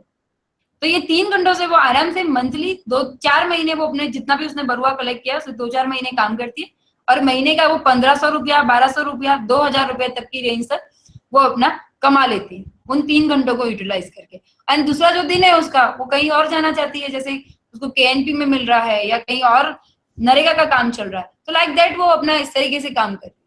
घर में सबसे बड़ा इशू है, वो घर में है, वो बच्चों को देखती है, वो घर को देखती है, घर की साफ सफाई देखती है, उसको बाहर कहीं जाने की जरूरत नहीं। और हम धीरे धीरे ये कोशिश कर रहे हैं कि ये गांव पूरा का पूरा टूरिस्ट लेवल पे आए, और इसमें पहल केवलादेव नेशनल पार्क के एडमिनिस्ट्रेशन ने भी लिया। उन्होंने यूएन के ऊपर इसको रिकॉग्नाइज किया कि क्यों ना हम टूरिस्ट को विलेज टूरिज्म की तरफ ले जाए। तो जो टूरिस्ट हमारा केवलादेव नेशनल पार्क में आएगा, हम उसको इस तरीके से इस ट्रेडिशनल विलेज में उनको घुमाने के लिए लेके जाए। अभी ये शुरू नहीं हुआ है, लेकिन गवर्नमेंट के जो प्रोसेस है उसमें चल रहा है। लेकिन हाँ, ये ईडीसी जो है वो बहुत ज्यादा एम्पावर हो गई है, तो वो उसका पूरा फॉलो अप ले रही है कि भाई क्या चल रहा है, इस तरह की चीजें हो रही है। जितनी हमारी जो भरतपुर की टीम है वो शायद सोच रही होगी कि इतना सारा काम हो रहा है तो हमको कभी न्यूज़पेपर में नहीं सुनने को मिला। डेफिनेटली हम लोग का कोई मोटो नहीं है कि हम न्यूज़पेपर में छापे, लेकिन इस तरह की स्टोरीज बहुत सारे आपकी पब्लिकेशंस हैं जो छापते हैं, जो केस स्टडी के रूप में छापते हैं। तो उसमें हम लोगों ने ये जल प्रबंधन एंड जेंडर समानता को लेके एक रिसोर्स गाइड था जहाँ पे हम लोगों ने जितने भी चक्राम नगर और चक्राम नगर के पहले जितने गांव में काम किया उसका पूरा एक स्टोरी इसमें छपा है। किस तरह के चैलेंजेस आए, किस तरह लोगों ने उसको समझा और कैसे लोगों ने उसको मिटिगेट और कोप अप करने के लिए काम किया। और इसी तरीके से ये जो चक्राम नगर की पूरी स्टोरी थी उसको यूएन का एक पेपर है जो स्पेशली एनवायरमेंट एंड कंजर्वेशन के ऊपर ही छपता है, उसमें इस स्टोरी को पब्लिश किया गया। ये चीज हम गांव वालों को भी बताते हैं जितना जिस लेवल पे। आज अगर आप लोग वेबसाइट खोलेंगे तो चक्राम नगर का एक स्पेशली नाम आता है। यही चीज हम गांव वालों के साथ भी शेयर करते हैं ताकि गांव वाले ये फील करें कि दुनिया में मुझे भी लोग जानते हैं, मेरे इस काम के लिए जानते हैं। नॉट ओनली मूंछ, गांव की औरतें, गांव की लड़कियां, क्योंकि 10-12 साल हो गया, लड़की ने 8वीं तक पढ़ाई कर ली, गांव में स्कूल है तब तक, उसके बाद क्या करना है भाई, जब तक शादी हो जाए तब तक घर में बैठो। तो ये सारे लोगों को उस तरीके से जोड़ा जाए कि पूरा का पूरा। तो हम लोगों ने उनको पेपर की थैली, और इसका मार्केटिंग करने के लिए RSNH या कोई और नहीं जाता, वो खुद जाते हैं, खुद जाके मार्केट में सर्वे करके आते हैं कि हमारा कौन सी चीज कहाँ जाएगी, कौन बेचेगा, कौन क्या करेगा, उसकी क्या वैल्यू हमको लेनी है, उस प्रोडक्ट का क्वालिटी कैसा होना चाहिए, ये सारी चीजें वो खुद डिसाइड करते हैं। ये सब लेडीज करती हैं। यस, मेंस का करता है ना, मेंस दूसरे काम करते हैं ना भाई, बहुत सारे काम है करने के लिए। क्रिएटिव काम है तो लेडीज करनी है, मेंस तो अच्छा कर सकते हैं लोग। ये another it's a different topic, you know. सब आपके जो क्वेश्चन है वो एक बहुत बड़े, सौरभ शर्मा जी का अगेन एक क्वेश्चन है कि सारे काम औरतें करती है तो आदमी क्या करता है। तो हाँ, ये बिल्कुल सही कह रहे, बंजारा कम्युनिटी का जो आदमी है वो बाहर जाता है, मतलब बहुत सारे लोग इस गांव की, ये कम्युनिटी थी बंजारा कम्युनिटी जो घूमती थी, ओके। इस गांव के जो आदमी है, जो सौरभ जी की उम्र के लड़के हैं या उनसे भी बड़े हैं, वो मेहंदी लगाने के लिए जाते हैं। तो दिल्ली में, पुणे में, मुंबई में, अहमदाबाद में आपको अगर सीजन के टाइम पर कोई मेहंदी लगाने वाला लड़का मिल रहा है या प्रोफेशनल्स आपके पास में आ रहे हैं तो आस्ते हैं कि कहाँ से हो, तो दे विल से हम भरतपुर से है या भरतपुर के किसी पास के गांव से या अलीगढ़ साइड के, but we are Banjara and they are doing that, okay. All over India they are famous. साथ ही साथ उन्होंने आज भी वो लदान वाला काम नहीं छोड़ा है, वो आज भी गली गली में हॉकर्स का काम करते, जैसे वुलन्स बेचने का काम करते। तो बांसवाड़ा, डूंगरपुर, दाहोद में उन लोगों ने अपने शॉप ले रखे। माल सप्लाई होता है। तो आपका जितना भी कपड़ा है वो भी आज भी वो बेचते हैं और आज भी उनके अंदर ये काम चल रहा है। जिनके पास अच्छा खेती है वो लोग खेती देख रहे हैं उसको, बट विमेन्स घर पे रहती है इसलिए उनके लिए ये सारा, that's why women's are promoted. Women's are why important, इसके लिए बहुत बड़ा इशू है, not only in Banjara, in every community, in every village. अगर आप यूपी और इस साइड पे चले जाएंगे तो खेत का बहुत सारा काम औरतें ही संभालती हैं, आप आराम से देख सकते हैं। चावल अभी कटेगा हमारा, तब देखिए औरतें ही काम कर रही हुई दिखेंगी। ये गांव इतना मोबिलाइज हो गया कि यहीं के एक लोकल जो डॉक्टर हैं, उन्होंने इस गांव को एक टोकन मनी के रूप में एक डोनेशन दिया। इस पूरी प्रोसेस में ये था कि सारी चीजें बन गई और गांव में पॉलिटिकली भी बहुत सारे डेवलपमेंट्स हुए, मतलब जो ग्राम पंचायत के लेवल पर होते हैं। हमने सिर्फ 3 पोखर बनाए, लेकिन इस गांव के अंदर क्योंकि स्कूल का बिल्डिंग नहीं था, तो धीरे धीरे जब हम गए, हमने बहुत फर्स्ट मीटिंग जो हमने देखा है, जो हम कुछ साइन करवा रहे, तो वो स्कूल बिल्डिंग में, जहाँ पे बाउंड्री भी नहीं थी और मुश्किल से एक आध कमरा था जो गिरा हुआ था आधा, जिसमें अगर बच्चे बैठ जाए तो टेंशन है, और मुश्किल से एक ऑफिस और उसके पास में एक रूम और 8वीं तक का स्कूल, और जिसके पास कोई बिल्डिंग नहीं। आज स्थिति ये है कि प्रॉपर उसके पास बाउंड्री है, स्कूल की बाउंड्री है, स्कूल की जितनी लैंड थी वो गांव के लोगों ने उसको निकलवा लिया, कोई एनक्रोचमेंट था उसको भी हटा दिया और प्रॉपर पंचायत के फंड से उसके ऊपर बाउंड्री करवाई, MLA का भी फंड लेकर आए। स्कूल में जहाँ सीमेंट का फर्श भी प्रॉपर नहीं था, आज वहाँ अच्छी सी टाइल्स है, अच्छे रूम्स बने हुए हैं 8वीं तक के सारे, और आज स्थिति ये है कि वहाँ पे टॉयलेट्स भी प्रॉपर है, मिड डे मील बनाने के लिए एक अच्छा सा उनके पास छोटा सा किचन है। अब ये सवाल था कि बच्चे इतने मोबिलाइज हो गए, बूढ़े इतने मोबिलाइज हो गए, औरतें भी मोबिलाइज हो गई, तो ये वहाँ के वो जो पंचायत समिति मेंबर जो सदस्य थी लेडी, उनके घर वाला और सबने मिलके उस तरीके से गवर्नमेंट फंड उनको भी मोबिलाइज किया। आश्चर्य की बात है कि हमारे काम करने के बाद उस गांव में कम से कम 72 लाख का काम हो, जिसके अंदर स्कूल का बिल्डिंग, जिसके अंदर उस गांव की सड़कें जिन पे प्रॉपर इंटरलॉक जो ब्रिक्स होते हैं उसको लेके हुआ काम, और शमशान घाट का जो बाउंड्री नहीं था जहाँ पे लोग जाने से डरते थे उसका प्रॉपर बाउंड्री हुआ, उसकी पूरी एरिया को निकाल के उन्होंने गेट वगैरह सब लगा के किया। अब सवाल था कि इनको ग्रीन कैसे करें, तो वही यही था कि इतने सारे एरिया में अगर प्लांट्स लगाएंगे तो बहुत पैसा लगेगा, गड्ढे खोदने के लिए भी पैसा लगेगा, उनको पानी पिलाने के लिए भी कुछ ना कुछ करना पड़ेगा। तो यही गांव के जो एक लीडर थे जिन्होंने ये बहुत अच्छे से लिया, वो किसी हॉस्पिटल में काम करते हैं, तो उस हॉस्पिटल के जो डॉक्टर्स थे उनको उन्होंने किसी प्रोग्राम में इनवाइट किया कि सर आइए हम लोग इस तरीके से प्रोग्राम करते हैं, और वो इतने इंस्पायर हुए कि आप लोग इस तरह का काम करते हैं। उन्होंने फटाफट 21,000 का चेक उनके हाथ में दे दिया, बोले ये सोनली फॉर प्लांटेशन, आप अपने स्कूल और अपने शमशान घाट पे प्लांटेशन करवाइए। अब मुद्दा यही था कि 21,000 को हमको किस तरह से इन्वेस्ट करना है, तो उन लोगों ने और RSNH की टीम ने मिलकर पूरा प्लान किया कि किस तरह से प्लांट्स लगेंगे, किस तरह से वहां पे कोई कैटल जाके उसको खाए नहीं, नष्ट नहीं करे, और बच्चों ने और बूढ़ों ने सबने मिलके गड्ढे खोदे। जो लोग ऐसे थे जिनको पे करना चाहिए उनको पे किया गया, बाकी सब लोगों ने वॉलंटियरली काम किया, और करीब 600 प्लांट्स लाके लगाए फॉरेस्ट डिपार्टमेंट से बकायदा खरीद कर। फॉरेस्ट प्लांट की जो नर्सरीज होती है उनसे बकायदा खरीद के ले सकते थे फ्री में, लेकिन बकायदा खरीद के और उन लोगों ने इसको पूरा प्लांटेशन किया। आज कम से कम 300 प्लांट बहुत अच्छी हालत में हैं, जिनको कोई देखभाल की जरूरत नहीं है, जैसे जंगल में हमारे प्लांट्स होते हैं उस तरीके से वो सरवाइव कर रहे हैं। और बच्चों ने संडे टू संडे खूब मेहनत करके कुएं में से और स्कूल का जो बोर था उससे उसको पानी पिला के और बहुत अच्छे से किया। इन्हीं बच्चों ने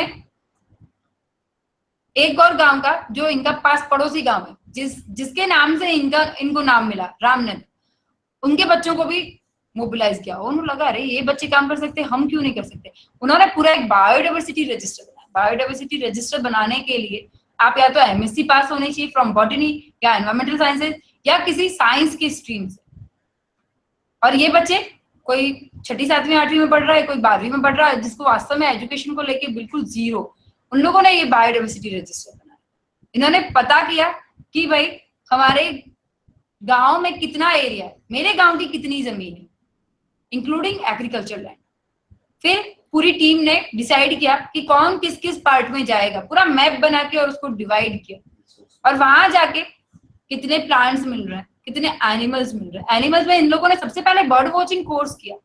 डॉक्टर मेहरा से ही उन्होंने बर्ड वॉचिंग कोर्स किया। सुबह 3 बजे वो वहां पहुंच रहे, फीस पे कर रहे, एडवांस में पे कर रहे हैं, और उसके बाद उन्होंने 10 डेज का पूरा कोर्स किया। एंड देन उन्होंने समझा कि ये बर्ड को ऐसे देखा जाता है और इस तरीके से, और प्लांट्स को पूरा स्टडी किया, कौन से प्लांट को क्या बोलते हैं, उसका बॉटेनिकल नेम क्या है, उसको किस तरह से तोलना चाहिए, उसका एज है तो कैसे निकालना चाहिए, क्या होता है एक चेस्ट लेवल के हाइट पे उसका गर्थ क्या होता है, CBD क्या होता है, ये सारी चीजें उन्होंने एक तरह से पूरा ट्रेंड हो गया। फिर इस तरीके से बायोडाइवर्सिटी रजिस्टर उन लोगों ने प्रिपेयर किया, जो आपके सामने है कि यहाँ पे हमारे पास में plant species 29, then individual count यानी 29 स्पीसीज के इंडिविजुअल उनको 567 मिले, और एविफोनल स्पीसीज यानी बर्ड्स उनको मिले 67। अब वो लोग स्पाइडर्स और बटरफ्लाइज के ऊपर काम कर रहे हैं कि किस तरह से उनको भी हम लोग डॉक्यूमेंट करें कि हमारे एरिया में ये सब चीज कितनी है।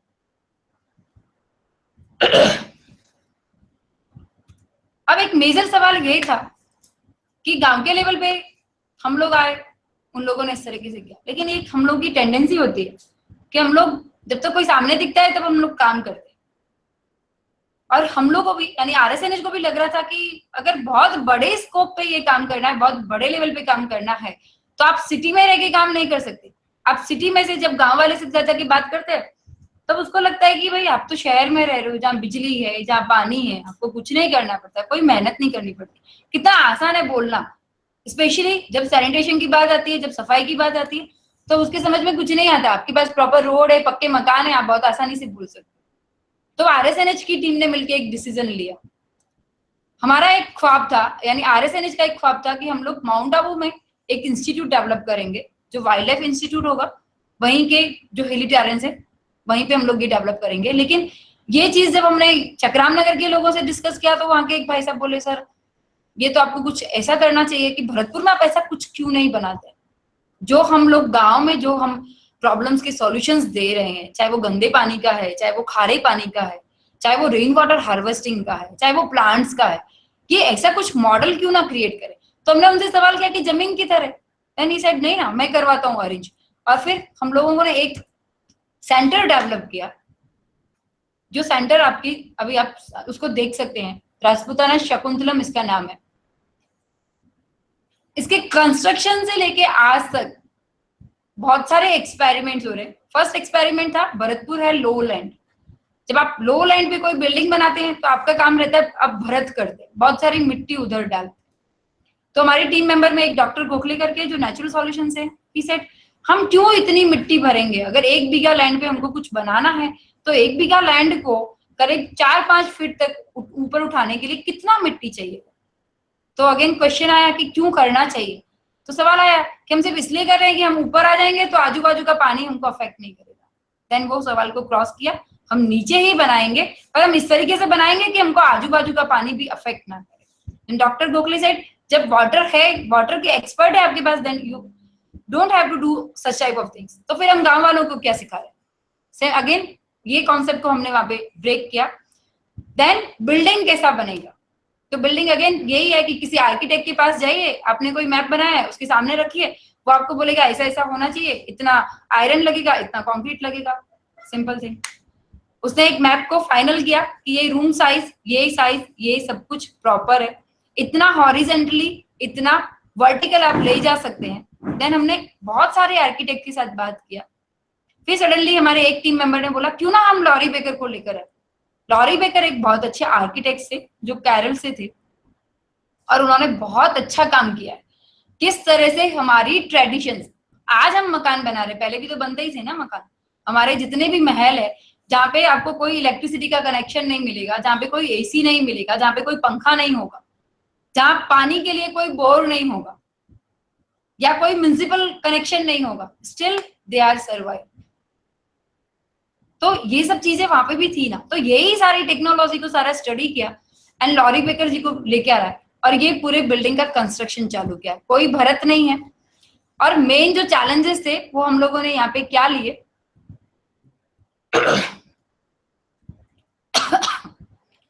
फ्लड जो भरतपुर की प्रॉब्लम है, ड्राउट यानी पानी नहीं है, क्लाइमेट चेंज क्योंकि कभी बहुत बरसात हो जाती है तो सडनली आपके पास फ्लड हो जाएगा, और कभी बरसात नहीं है तो आपके पास high TDS and high saline water. तो इन सारी चीजों को ध्यान में रख के हम लोगों ने इसको डेवलप किया। ये गूगल मैप है उस जमीन का, एक पर्टिकुलर 1 बीघा लैंड है, यानी 15,000 स्क्वायर फीट का ये पूरा एरिया है।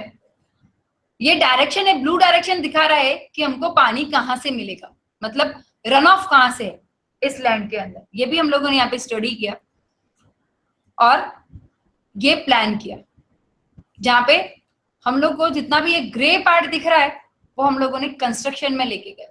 आगे का जो ग्रे पार्ट है, लॉरी बेकर हम जब पढ़कर आए तो हमने एक लॉरी बेकर को लेकर एक छोटा सा रूम बनाया। ये सारा का सारा बिल्डिंग चकराम नगर और रामनगर की लेबर ने बनाया है। इन लोगों को उधर जाके ट्रेंड किया गया कैसे बनेगा, क्या क्या चीजें हैं, किन किन चीजों को उनको ध्यान में रखना है, उनका ट्रेडिशनल नॉलेज जो वो आज तक बनाते हैं वो किधर है और लॉरी बेकर का क्या है, दोनों को मिक्स करते हुए ये काम शुरू किया।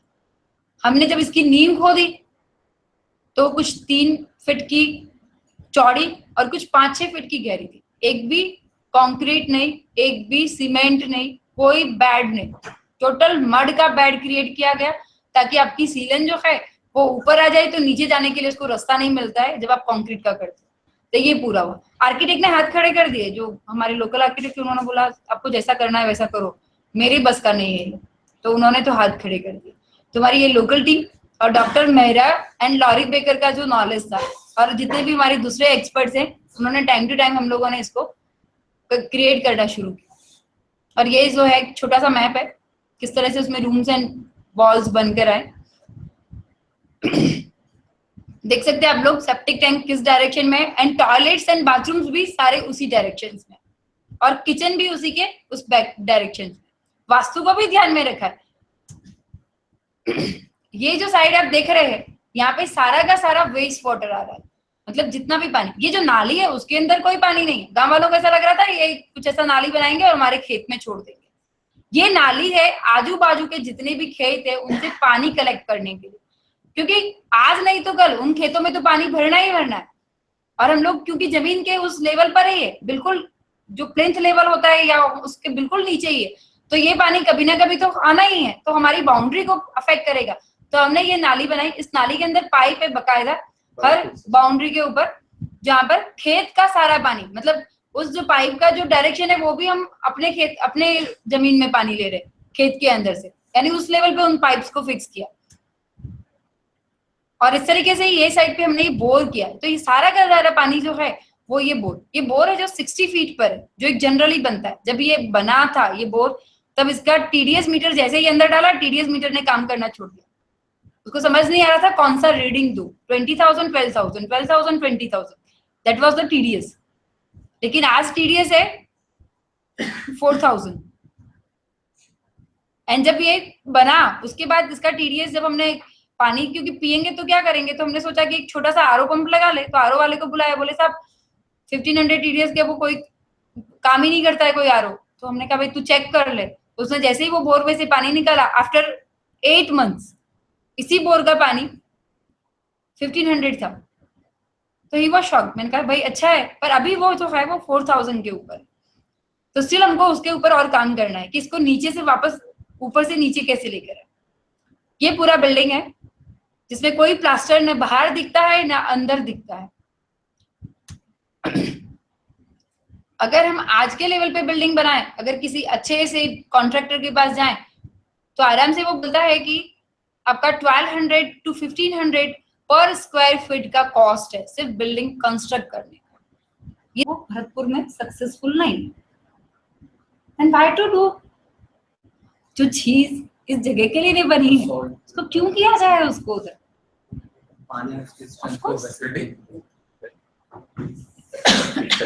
Okay, friends, there was a power cut, so we are going to continue. Thank you sir. So हम लोगों ने ये पानी का सारा सर्कुलेशन, आई थिंक हम लोग यही करते हैं।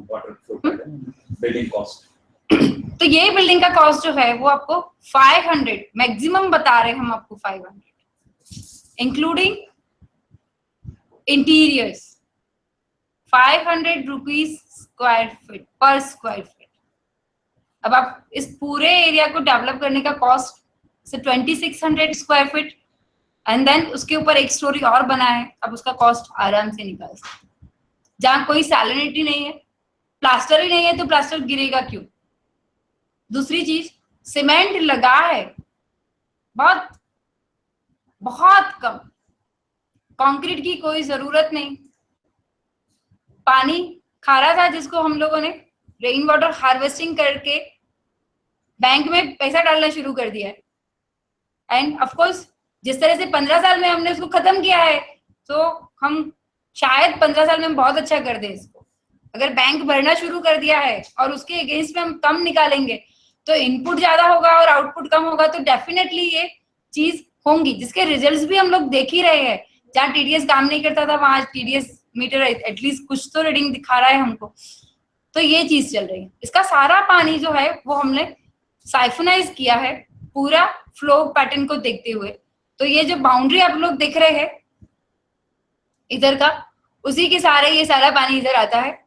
जो बोर हमने ये रेड लाइन जो आप लोग देखेंगे उससे पूरा पानी बह के और यही साइड में आता है जो कि लो है, और ये पूरे इस एरिया का सबसे लो लाइन एरिया है दिस। बाउंड्री के अंदर इस तरह से एक छोटा सा तालाब है। ये सारा का सारा पानी सामने वाली बाउंड्री है, दिस टाइप वाली बाउंड्री, दोनों बाउंड्री का पानी आगे इकट्ठा होता है, आगे साइफंड है, और साइफंड हो गई ये बाउंड्री से हमने नीचे पाइप्स डाले जो इस पॉन्ड के अंदर आते हैं। ये pond as a recharge pit काम करता है, और आज आपने इसको भर दिया है फुल, तो विद इन अ नाइट आराम से 1.5 फीट पानी इसमें सोख लिया जाता है। पूरा कच्चा है, कोई सीमेंट नहीं है उधर, सिर्फ पत्थर को पिच किया हुआ है। आज तक हमारे जितने ही रेलवे के स्ट्रक्चर आप देखेंगे बहुत अच्छे से पिच किया हुआ पत्थर मिलेगा जो सालों से वहां पे टिका हुआ है बिना किसी फाउंडेशन के। और इस तरीके से ये पानी जो है सब इस पूरे एरिया में यहाँ पर इकट्ठा होता है और इस पॉन्ड के अंदर आता है।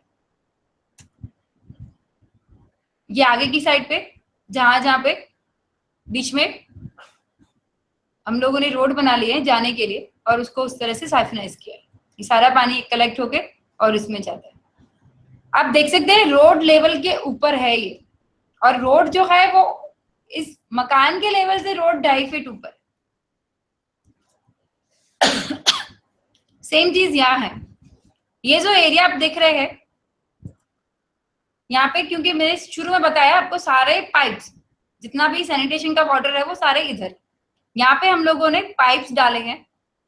जनरली ये होता है कि हम या तो पानी नाली में छोड़ देते हैं, जो हमारी सिटी का प्रॉब्लम है। भरतपुर का बहुत बड़ा प्रॉब्लम है प्रॉपर ड्रेनेज, और भरतपुर ही नहीं सारे सिटीज का प्रॉब्लम है। अगर मुंबई को भी गूगल मैप पे देखेंगे तो एक बहुत बड़ा गंदा सा नाला हम लोग समुद्र में छोड़ रहे हैं। वो दिखता नहीं है हमको, लेकिन गूगल मैप पे दिखता है। छोड़ तो रहे ही है हम लोग, लेकिन यहाँ हम लोगों ने ये कॉन्सेप्ट डेवलप किया है कि अगर हमारे घर की नाली का पानी है तो उस पानी को हम किसी गंदे नाले में ना छोड़े या किसी म्युनिसिपल के भरोसे ना आए कि वो उसको आए और उसको ट्रीट करे और उसका कुछ करेगी।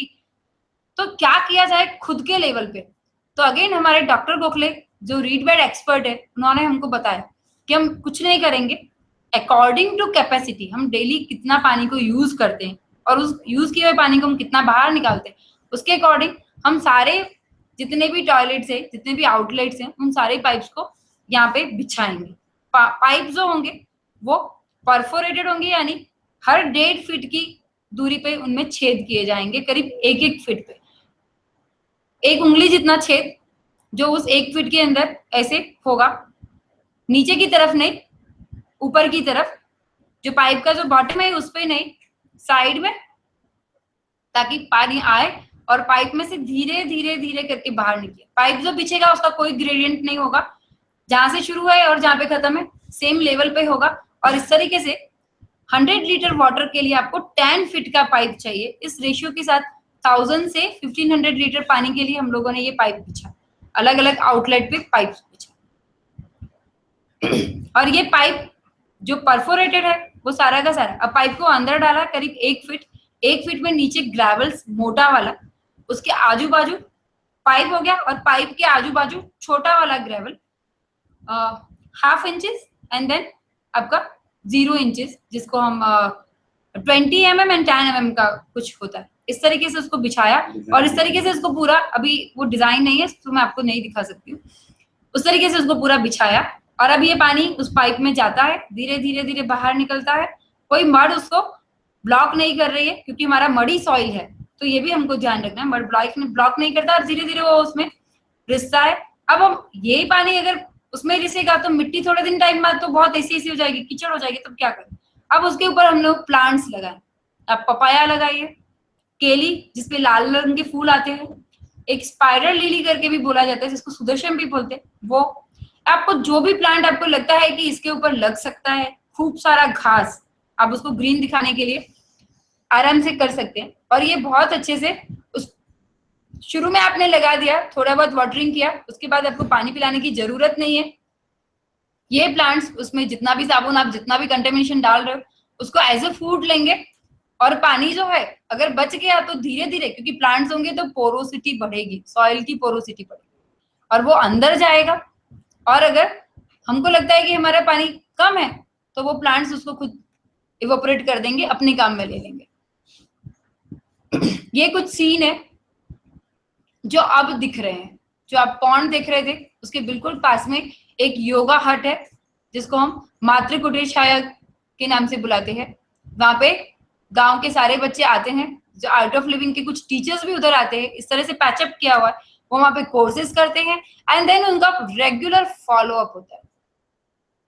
अभी रिसेंटली मैंने फेसबुक पे एक नोट पढ़ा कि यूएस में किसी स्कूल में अगर बच्चों को पनिश किया करना हो तो उनको मेडिटेशन का पनिशमेंट देते हैं। यहाँ पे हम लोगों ये पहले ही शुरू कर चुके। अगर कोई बच्चा बहुत परेशानी कर रहा है तो जाके उसको बोलते सूर्य नमस्कार 4 बार करके आना, ऐसा 4 राउंड कंप्लीट करके then you have to come. अगर कोई बच्चा बहुत ज्यादा हो रहा है, उसको बोलते प्राणायाम की मुद्रा में खड़ा हो जाओ, 5 मिनट के लिए उसको मेडिटेशन में डाल देते। ये हम नहीं कर रहे, ये गांव के बच्चे गांव के बच्चों के साथ में कर रहे। बड़े होकर योगा नहीं करेंगे, कोई प्रॉब्लम नहीं है, उसको जरूरत भी नहीं पड़ेगी, बड़ा होके बदमाशी भी नहीं करेगा। सौरभ जी का कहना है कि बड़ा होके वो योगा नहीं करेगा, हमको लगता है कि वो बहुत बदल जाएगा। हो रहा है हमारे पास एग्जांपल। दीमक बहुत बड़ी समस्या है। क्यों? क्योंकि पहले पानी था इसलिए दीमक नहीं आती थी, पर अब ह्यूमिडिटी उतनी नहीं रही। तो जितना भी वेस्ट है, ये जीरो वेस्ट वाला कॉन्सेप्ट भी है। हम जितना भी वेस्ट है जो बायोडिग्रेडेबल है, हमारा बहुत सारा लैंड जो है वो ऐसे ही पड़ा है, उसमें हम लोग जमीन में गाड़ देते हैं। दीमक उसको अच्छे से खाती है, उसके ऊपर खेती भी होती है। ये गेहूं का खेती है without any weedicide, any pesticide, any urea. जो कुछ जमीन में था वो निकल कर आया। और ये खेती हम लोग बच्चों को भी सिखा रहे हैं। बच्चे वर्मी कंपोस्ट का काम कर रहे हैं, बच्चे दशपर्णी सीख रहे हैं, बच्चे हीप कंपोस्ट सीख रहे हैं, बच्चे अपने गांव का सारा गोबर इकट्ठा करके लाके उनको यहाँ पे साइट दे दिया जाता है, पूरा एक कंपटीशन कि ये साइट आपको डेवलप करनी, like that they are doing. और जो बहुत अच्छा काम करता है उसको अच्छे से रिवॉर्ड करते हैं। ये लॉरी बेगर का कॉन्सेप्ट है, थोड़ा डिटेल है कि किस तरह से ये रैट ट्रैप मेथड में ये पूरा कंस्ट्रक्शन होता है और कैसा दिखता है ये। तो कंस्ट्रक्शन का कॉस्ट इसीलिए भी कम हो जाता है कि आप फ्लैमिश बॉन्ड और इंग्लिश बॉन्ड में आप उसको स्लैंट लगाते हैं, यहाँ पे इरेक्ट आपकी ब्रिक चलती है, तो उस तरीके से भी उसका कंस्ट्रक्शन का कॉस्ट खत्म हो जाता है। ये कुछ एरियाज है जिनको लेके RSNH and Rajputana rural environmentship development centre, ये कुछ एक तरह का एंटरप्राइज हम लोगों ने डेवलप किया है ताकि गांव वाले उसको संभाले, गांव वाले उसको आगे लेके जाए और इन एरियाज में वो काम करे। विमेन एम्पावरमेंट के ऊपर किस तरह से विमेन का एम्पावरमेंट किया जाए SHG और इन सब के माध्यम से, और धीरे धीरे वो कोऑपरेटिव सोसाइटी में डेवलप हो। इसी तरह से यूथ एंड चिल्ड्रन किस तरह से उनको सेंसिटाइज किया जाए, उसके लिए हम एक प्रकृतिशाला करके स्कूल चलाते हैं जो कि 6ठी 7वीं 8वीं स्पेसिफिक उन्हीं के लिए, जहां वो ये सीखते हैं कि प्रकृति, ये पृथ्वी हमारी कैसे इवॉल्व हुई, कैसे ओरिजिनेट हुई, किस तरह से मनुष्य आया धरती पर। सौरभ जी के बहुत सारे सवालों के जवाब वही हैं कि किस तरह से मनुष्य धरती पे आया, पृथ्वी का बैलेंस क्या है, पृथ्वी को हम कैसे देखते हैं, कितना पानी खा रहा है, कितना मीठा है और हमारे लिए अवेलेबल वाटर कितना है। गांव का बच्चा आपको आंसर कर सकता है कि हमारे लिए अवेलेबल वाटर जो है वो बिलो 1% है। 100% में से बिलो 1% पानी है जिसको हम एज ए फैक्ट्री में यूज कर रहे हैं, एज ए पीने के लिए यूज कर रहे हैं, एज ए कंस्ट्रक्शन, जितने डेवलपमेंट्स के लिए हम पानी इस्तेमाल कर रहे हैं वो 1% है। ये गांव का बच्चा उस प्रकृतिशाला में सीखता है। क्यों हम समुद्र के पानी को मीठा करके इस्तेमाल नहीं कर सकते? अगर हमने वहां से वो एरिया खाली कर दिया तो वहां पे भी स्पेस क्रिएट हो जाएगा, तो हमारी अर्थ का बैलेंस का क्या होगा सोच लीजिए। तो हम उसको खाली नहीं कर सकते। So only and only source is what? Rain water. समुद्र भरा रहना चाहिए, नदी भरी रहनी चाहिए, नदी का पानी समुद्र में जाना ही चाहिए। ये एक पूरा पैटर्न है जो मेंटेन रहना ही चाहिए। सो बेटर है कि हम इस तरह के डेवलपमेंट प्रोसेस ना निकाले। पांव की आग नहीं जलानी है, सदियों की आग जलानी है, सॉरी बुझानी है। एक टाइम के लिए हम आग बुझा के थोड़ी देर के लिए ठंडक तो ले लेंगे, लेकिन हम बहुत सारे सालों के लिए आग क्रिएट कर देंगे। तो ऐसा कुछ काम नहीं करना है please. And this is the future जो RSNH अपनी आंखों से देखता है, RSNH की टीम देखती है। Not only me and doctor Mehra, RSNH की टीम में बहुत सारे ऐसे लोग हैं जो इसी तरीके के काम कर रहे हैं ऑल ओवर द इंडिया और भारत के बाहर भी। Thank you very much. Any question? हाँ, अगर वो आपको जरूरत या आप क्वेश्चन पूछ सकते हैं sir, that you can continue. And Rajputana Shakuntalam का लेटेस्ट सौरभ जी बैलेंस है मैडम आप बैठे Okay. Sir please. प्लीज ये बैलेंस को समझने के लिए कभी आइए भरतपुर, हम आपको प्रकृतिशाला में बुलाएंगे। आज नहीं तो 200 ईयर हम खत्म करने के लिए है। डायनासोर्स जैसे खत्म हुए, they don't have knowledge. Okay, this is a video of Rajputana Shakuntalam. Recently, Rajputana Shakuntalam. the heavy rainfall, it is a scene during the rainfall. You can see what is happening and how the changes are taking place and how the water harvesting is going on. All the water is being collected.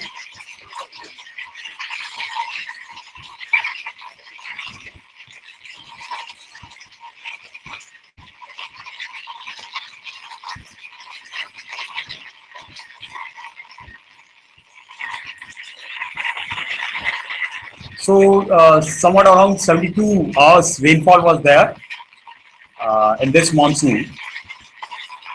Unfortunately, after that it has been stopped.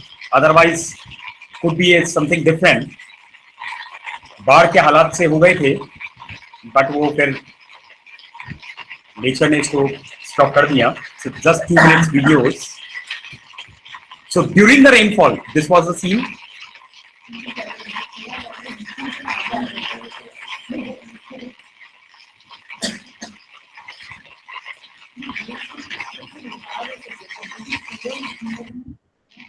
And in another video, we can see after stopping of the rain, just after rain stopped, next day. So this was a scene. Morning, 6 a.m. from Rajputana. So till 12 p.m. we could not able to take the videograph of that. Whole of the water which was there in Rajputana Shakuntalam, it was just recharged or seeped inside the ground. And all over this agriculture field, the water was standing. And the reason was simple, because this land was having the organic content. And it was now having the porosity, high porosity. And recharging was very good for this particular land. So that's why everything, and even the water from outside field, it was coming inside the Rajputana Shakuntalam and it was seeping down. And presently, the whole of the area, you can't see the land itself. So unfortunately, we could not take the latest video. So अभी तो ये हालत है कि ये ऊपर से जो सीन दिख रहा है, अभी भी आपको ये दिख रहा है ग्रीनरी नहीं है. बट आफ्टर बारिश अभी इस समय ये कंडीशन हो गया है कि पूरा ग्रीन हो चुका है, ये lush green.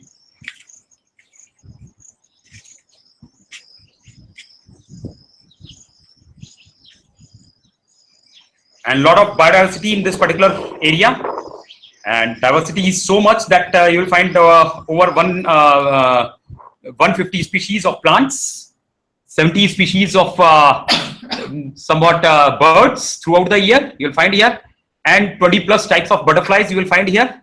They are not only you will find in different things, but keep on moving here and there. Lot of varieties. I will not show the full videos here, just a sample. And over 200 sparrows had made the nest inside this hut. So this particular Matra Chaya is not disturbed because they are having a nesting here, and all are being fed. So every day over 200 sparrows, they get feed in this particular terrain.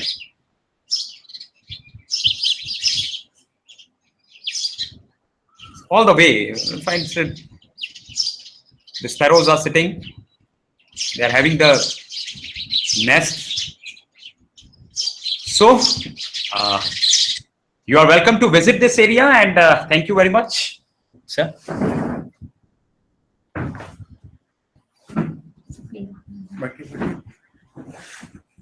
Okay, friends, this was the lecture. This was the presentation made by Dr. Sarita. So is there any question from any center, please?